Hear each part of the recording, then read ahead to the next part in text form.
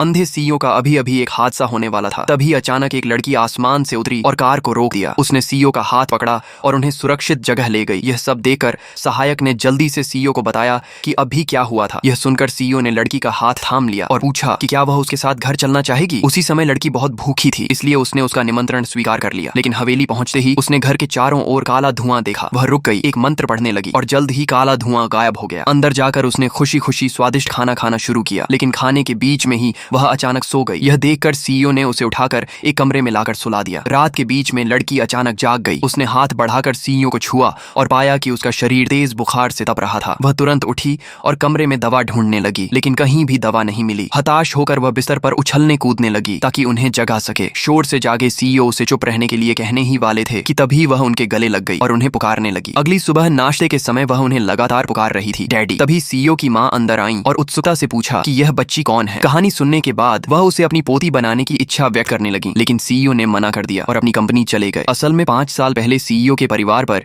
एक दुखद दुर्घटना हुई थी और उनकी छोटी बेटी तब से लापता थी। खुद को अभिशप्त समझते हुए वह लड़की को अपने साथ कोई अनहोनी नहीं देना चाहते थे, लेकिन तभी लड़की अचानक उनके ऑफिस पहुंच गई। उसने कहा कि अगर वह उनकी आंखें ठीक कर दे तो उन्हें उसका पिता बनना होगा। अपनी रहस्यमयी शक्तियों का इस्तेमाल करते हुए उसने सीईओ की आंखों का इलाज शुरू किया। जब आखिरकार सीईओ ने अपनी आंखों का पटा हटाया तो वह भावनाओं से भर गए और लड़की का हाथ कसकर थाम लिया।